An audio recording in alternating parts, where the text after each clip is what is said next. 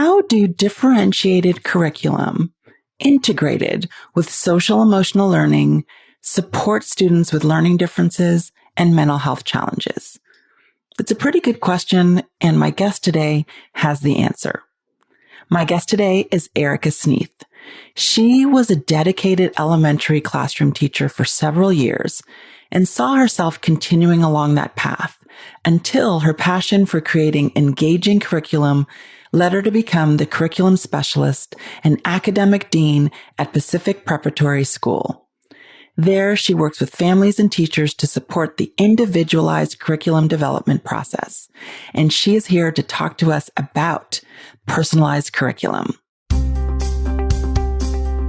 Millions of kids struggle with learning, processing, and social emotional difficulties. These challenges interfere with their ability to reach their full potential. Dr. Karen Wilson is here to help. Her extensive background in pediatric neuropsychology and higher education have prepared her for this unique mission. Listen as she delivers content to inform, educate, and empower parents and educators.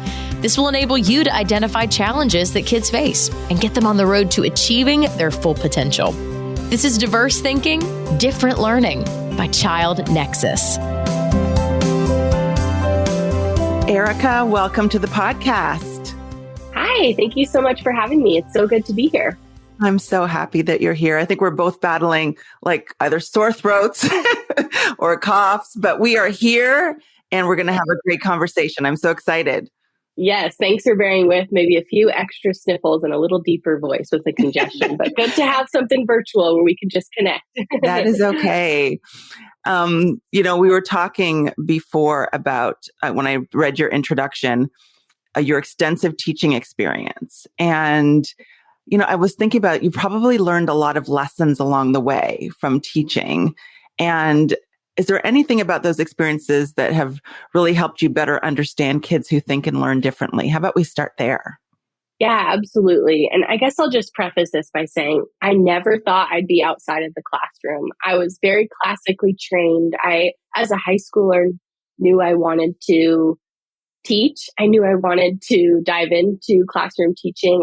I studied that in a pretty classical undergrad route and basically have this passion for teaching and learning and what does it look like to be a learner in this community environment. Well, as you know, when we put a lot of kiddos together or adults, when you put people together in a group, anything can happen, right? A lot of dynamics with what does it look like to be a learner? How do I show up and be myself?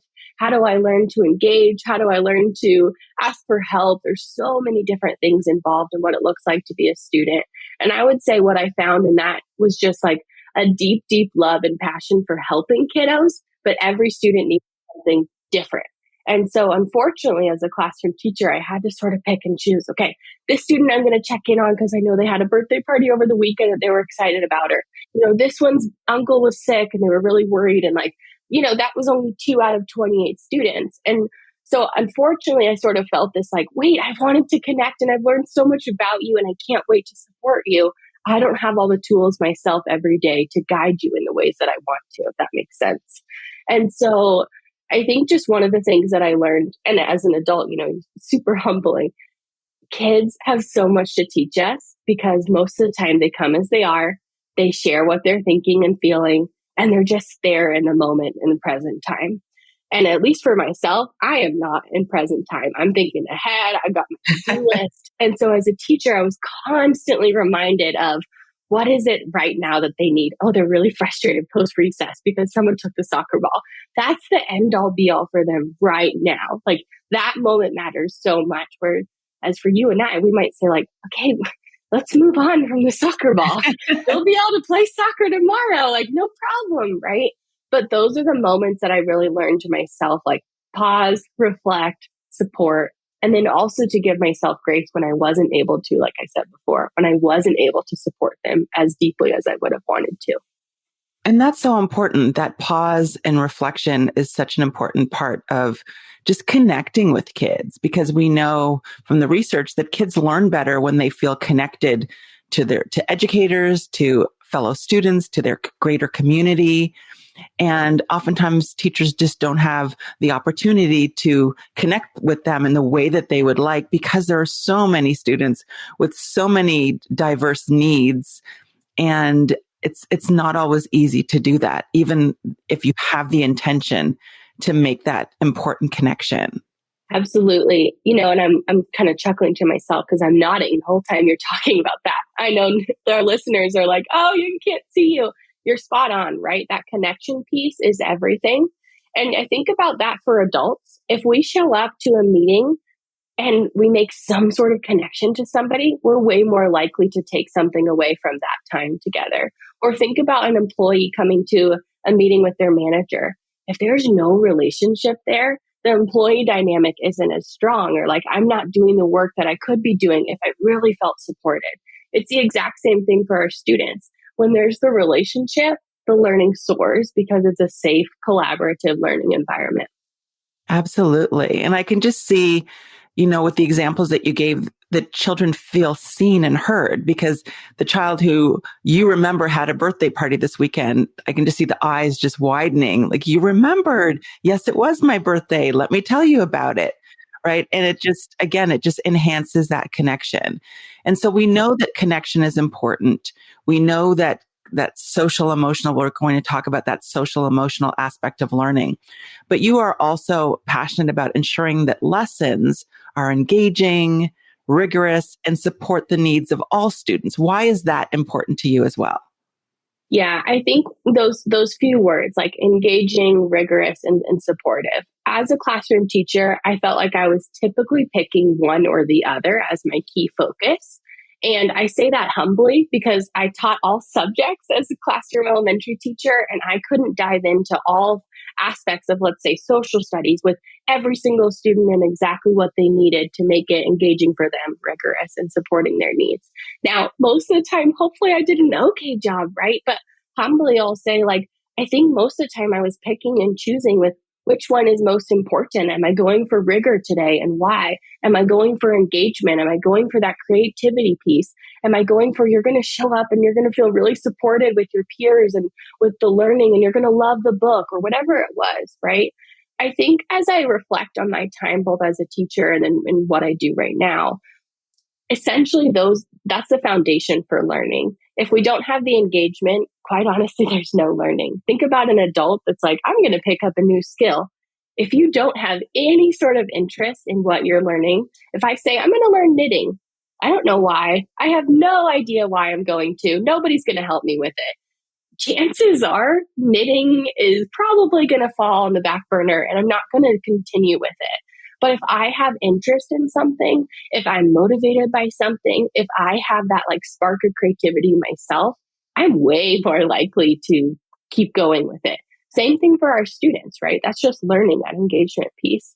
The rigor is where I find, I like to think about it and reference it according to like an access point.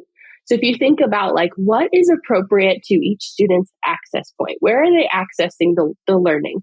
So I'll use the example of a third grader learning multiplication. That's a third grade skill. There's a lot going on in multiplication. You have to not only know the foundational pieces of what is it? Well, it's repeated addition. What is addition? How do I manipulate addition? So if you think about a student that's maybe a couple grade levels below a third grade multiplication standard, maybe they're accessing what is 6 plus 6? I don't know what that is conceptually.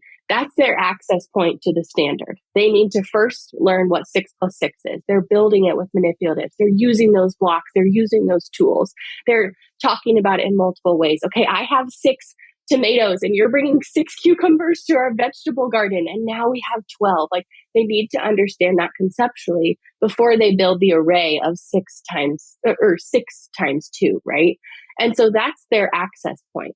Now think about a classroom experience. Wow, there's a lot of opportunities for where those points come, and teachers work wonders trying to find those for their students, but they're all over the map, right? They're above or they're below, or they might remember it from last week, or, oh man, COVID, distance learning, a pandemic. I don't know if I learned that. That was hard for me. So the access point is all over the place, but I think that's normal. Same for us as adults. We want to feel like we know how to do one skill if we're required to do 10.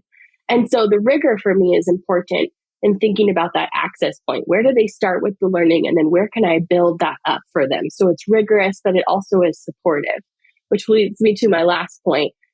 Basically, I think learning should feel supportive. Otherwise, it's not going to happen. I'm in the process of writing my own children's book right now. It's a huge undertaking. I have no idea what I'm doing. I'm learning the process. I'm researching. Bless you out there, children's book authors. There's a lot to learn. I'm going through it myself. But if I wasn't personally excited about it and I didn't feel support from family and friends, kind of like the engagement piece, I probably wouldn't still be doing it, right? And I'm months into the process of developing it and getting started and, hiring an illustrator. What does that look like? But that's the process where I feel the support and therefore I'm more likely to learn. Absolutely. And when you're giving those examples, I'm thinking about a classroom with many, many students with different access points and how challenging that is for teachers. And, I'm thinking about the child who's mastered multiplication and needs something more rigorous to engage him or her. And then I can think of the other student who just is still trying to master addition and conceptually doesn't really understand multiplication. The needs are going to be so disparate. And that's why, particularly if you have kids who are thinking differently, who learn differently, they can get lost in that classroom, that traditional classroom setting without the appropriate level of support. And I know that you do a lot of work with personalized curriculum.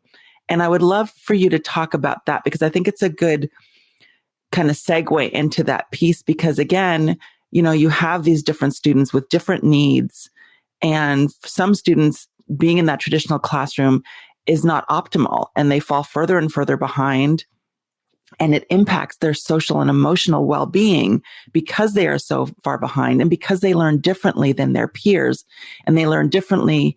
And the way that they learn does not match with the way the teacher is teaching the class. Does that make sense? Yes, absolutely. I'm nodding my head vigorously.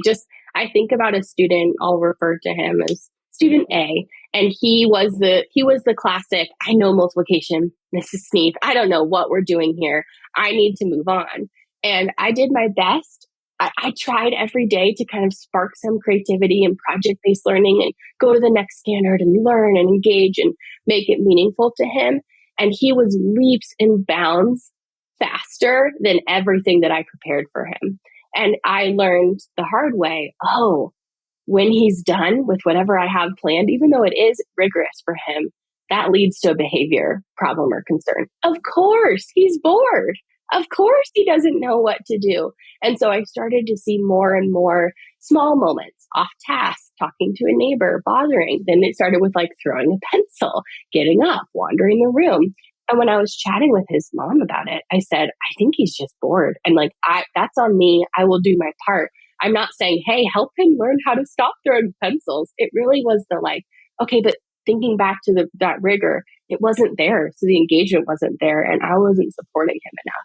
So with student A, I've learned there's a lot that can be done when you look at exactly what a student needs to learn. So continuing along that example, let's say that student came to Pacific Preparatory and I hear from the family, he knows multiplication.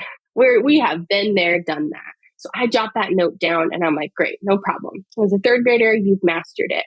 Well, does he conceptually know what multiplication is? Can he describe in multiple ways how that looks and manifests in an everyday scenario?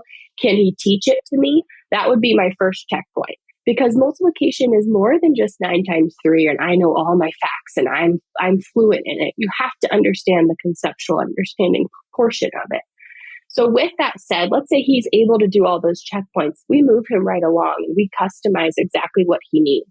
That might look like moving into a 4th grade type standard where he's doing 2-digit by 2-digit multiplication, or he's doing up to 4-digit by 1-digit multiplication, essentially giving him that access point where it feels like, wait, this is kind of challenging, but I'm getting excited about it, right? A couple other examples, we think about, students that come in and they're like, oh my gosh, I I hate learning. It's so hard and I don't know where to start. And my teachers have been kind, but I don't even know how to read. I'm like, great, no problem. Let's just start with enjoying books. Let's start with, what do you like? Oh, well, I like cars.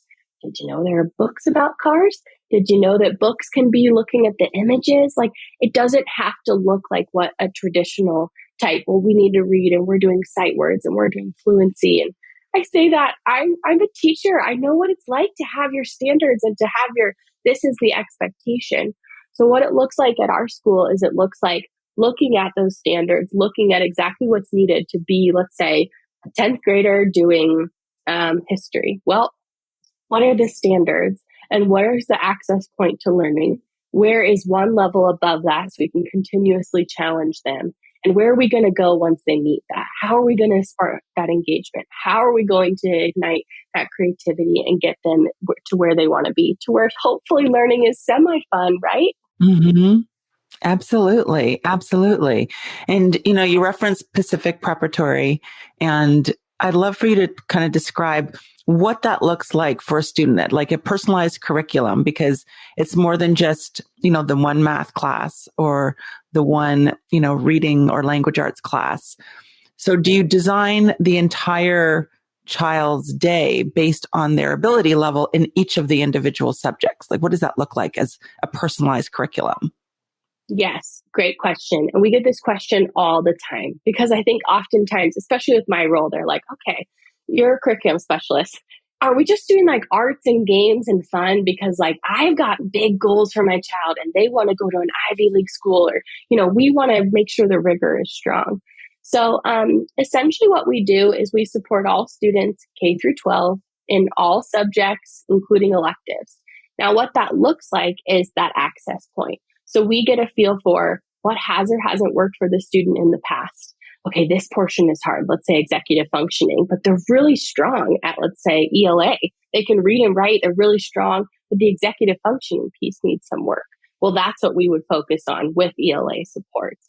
We look at, so essentially the customized curriculum is looking at state and federal standards, seeing what's expected with academic integrity, what is expected to complete this grade level or to complete this course. And then we look at what does the student actually know? Because if they already know a foundation or quite a bit of the like actual grade level standards, we don't need to spend 5 months on those. They already know it. They're able to describe it. We're able to take them to that next level. So that's for the student that maybe is bored, or maybe the traditional classroom setting isn't really feeling right because they're kind of sitting around saying, I've been there, done that, Mrs. Sneath. I get it. I'm like, okay, I'll do my best. For another family, it might mean, hey, we're struggling with anxiety. We're trying to get to the school day. The second she hears the word math, we're shutting down because like there's triggers there. So we're looking at, okay, what does she already know and where can we make math fun? Math is games. Math is problem solving. Math is like beat the teacher work and like back and forth. It doesn't have to look like, the worksheet or the test or the I hate math because then I'm expected to show my work. It can look like this more collaborative experience. And then just to kind of recap, basically how it'll work is using those standards and using that access point where the student's at. We then look at, okay, what's needed in our remaining hours of instruction? How much more do they need to gather, and making sure that we hit those points. And then the goal is that they're able to not only successfully complete the class and of course get the grade for credit. Those are very valid things, but feel success as a learner and feel supported. That's where I really take joy, and that's where I might get a little more excited and talk a little faster, because that's where it's all about for me. It's not about getting the B, whereas maybe in the traditional high school class, you'd get a C. For me, I'm like, no, it's about feeling heard and seen and supported when learning otherwise can be really overwhelming. And, I think that personalized approach that you've described is just an optimal way to help many students learn, because, I've seen both situations where kids are bored because they've already met expectations. They're performing at a higher level than their peers, and the teacher is teaching at a lower level and they're bored, and they do act out and they show some behavioral issues. And then on the other end of that continuum are the students who can't even keep up with where the teacher is teaching, and they fall further behind and have social emotional difficulties because of self-concept issues, because of anxiety about not keeping up, about not knowing what to do, about struggling, about comparing themselves to their peers. And I think it's hard for parents to kind of think outside of an industrialized view of education, that traditional view, and to think about a different model. And it seems like this model, this personalized curriculum, really meets students where they are, and in doing so meets their needs, especially when they're struggling. Yeah, I think to begin with, a one-on-one school, right? And then you add the virtual component. It's bizarre. That's okay to say. I say that all the time in my meetings with not only families, but teachers. I'm like, yeah, especially because I was classically trained. I always thought I'd be in the classroom as a teacher. This is quite bizarre, but it's also really unique and impactful. And I would say all of our families, if you take the chance, if you just ask about it, if you have a conversation, it starts to make sense. It's like pieces of the puzzle, right? And then the other component of it is we really pride ourselves on being collaborative and holistic. So say you try a class out and you're like, I don't really know how this is working.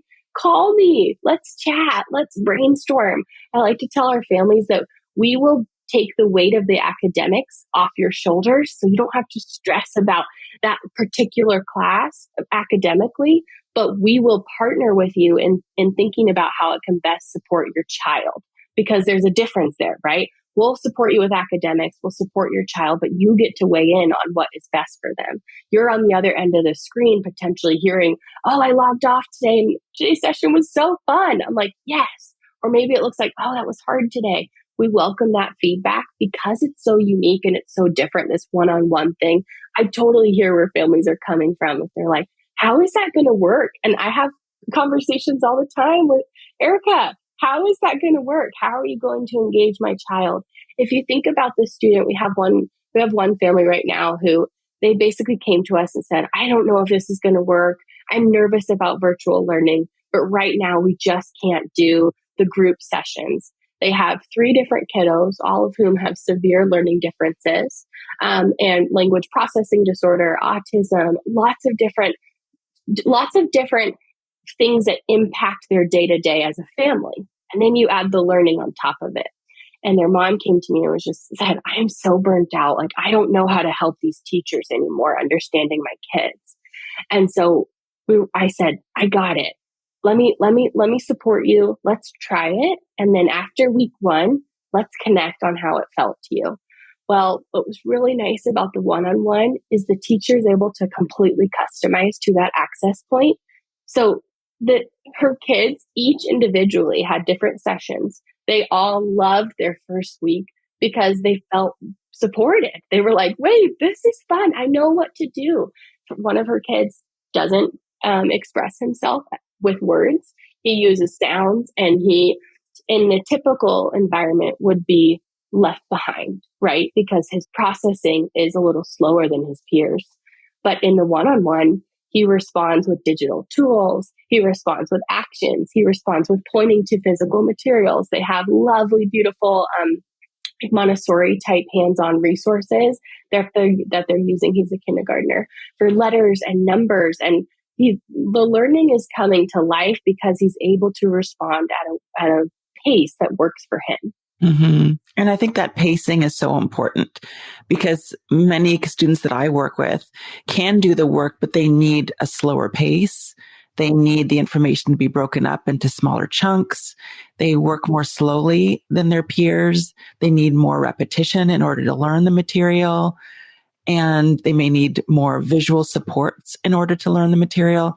So again, that personalized approach is really important.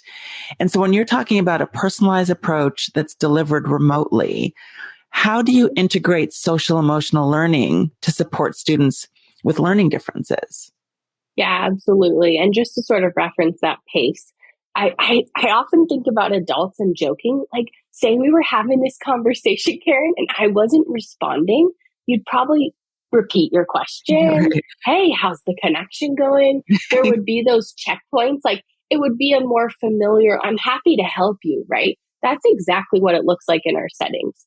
So we're meeting virtually right now, one-on-one. Say I was struggling, you'd chat with me, vice versa. Say I could tell that you were feeling a little bit down or tired. We'd chat about that. We also, maybe you'd say like, I'm not myself today and I want to focus on learning. That's okay. Our teachers are happy to accommodate. What's really nice about social emotional learning within our one-on-one sessions is it's exactly what the student needs at that moment.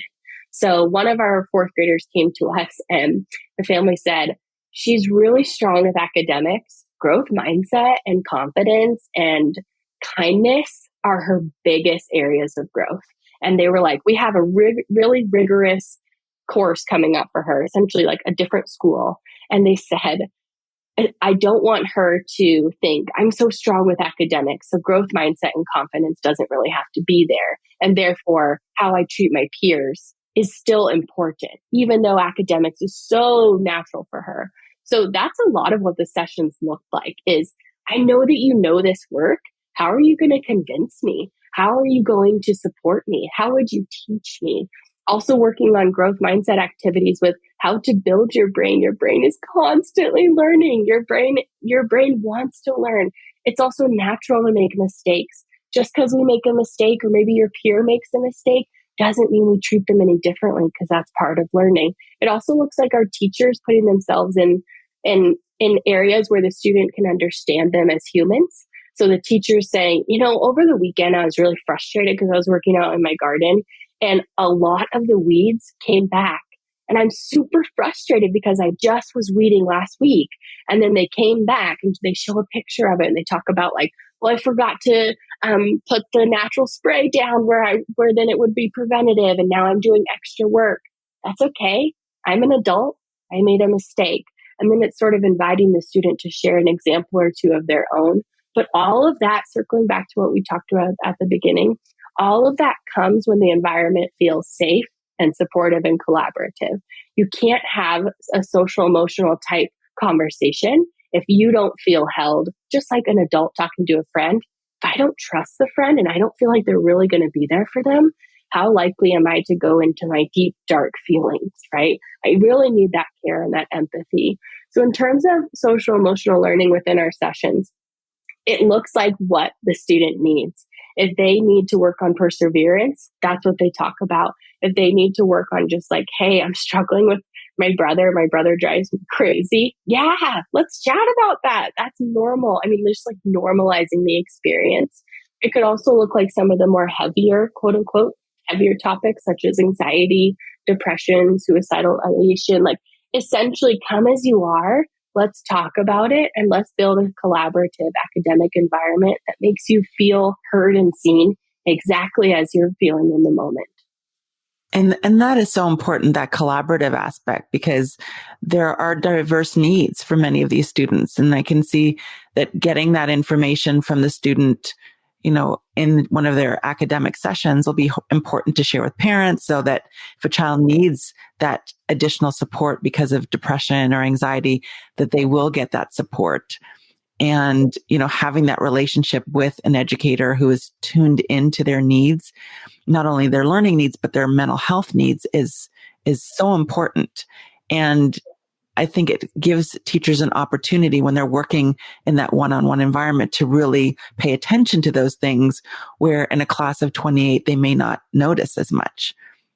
Yeah, or they may not have the tools or time to dive in. I mean, because again, I've been there. And one of the things that we pride ourselves on is this like collaborative approach, like we're saying. So, hey, I, as the teacher, am noticing something. Let me loop in Erika. We could be a thought partner here and brainstorm. Let me loop in the family. Let's loop in their counselor or their therapist. Maybe they're taking courses with an educational therapist. And I chat with all of those professionals to really make it feel collaborative.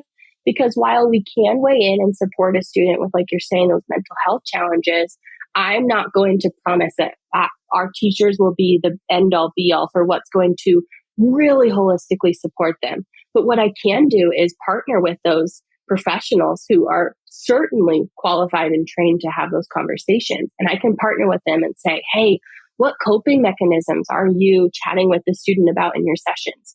Are you comfortable if our teachers also use those? Do you have a poster or a visual? Are you chatting with them about how and when to take a deep breath? Our teachers will do the same thing. We use different curriculum such as zones of regulation. Okay, I'm feeling in the red zone. I'm super angry. Maybe they talk about that with their counselor. That's just one thing that we can do to kind of make it feel holistic. Whereas in the traditional type setting, every student has different professionals and family members and adults that they're working with. And I am not going to be able to meet with each of those people individually. But at PAC Prep, we're able to, because we believe in this partnership, and academics thrive within that learning environment that's collaborative. Absolutely. So when students are learning in this one-on-one remote and very personalized environment, how do you help them to develop peer relationships? Because I think that's something that parents are concerned about. They love the idea of a personalized curriculum that meets their child where they are. They're working with educators who can really be in tune to their specific needs, but they're concerned about, not having the social support, or social peers in a social setting. Yeah, absolutely. Which, as we know, that is important for being a learner. Same with adults. So we offer a variety of extracurricular activities. I lead a reading circle for our youngest learners, pre-K through first graders.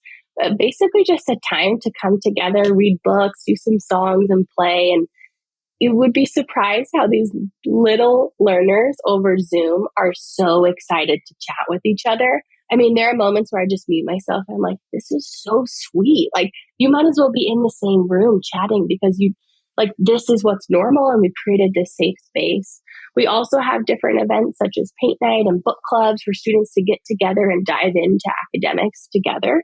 And then we also really pride ourselves on creating customized schedules that work for each family so that students are able to do the extracurriculars that they want to.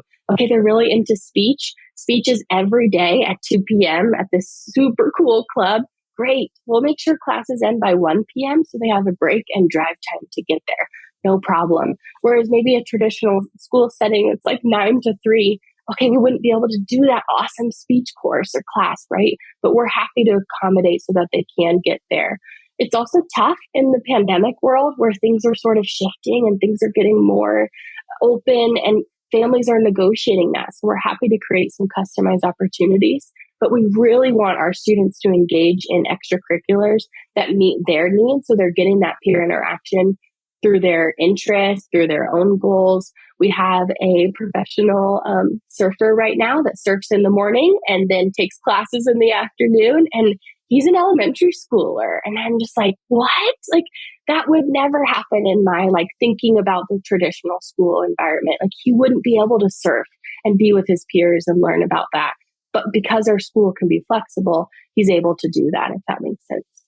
Right. And that flexibility also helps with kids who've had the experience of getting additional support, whether that be an educational therapist, a speech therapist, after a traditional school day.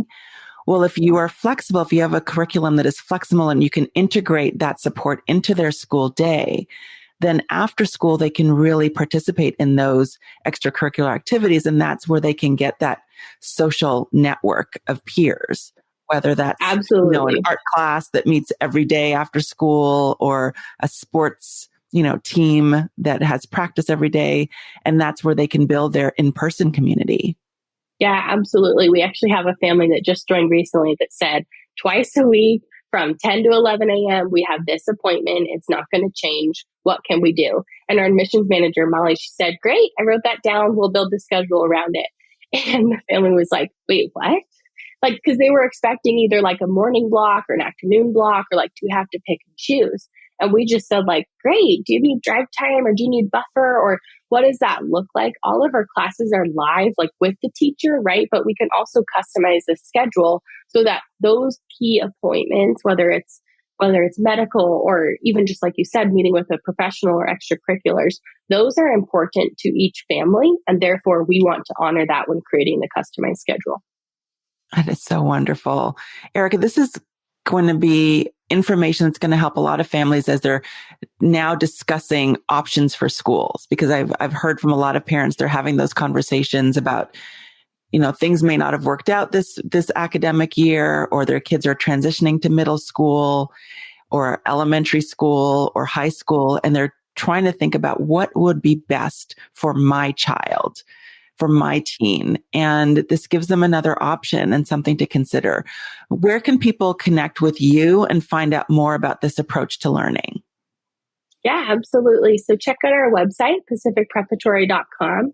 There's also a little way to find my email. It's just Erika@pacificpreparatory.com by going to our team and teacher page. Also just say, come and chat with us. We're really happy to have an honest conversation.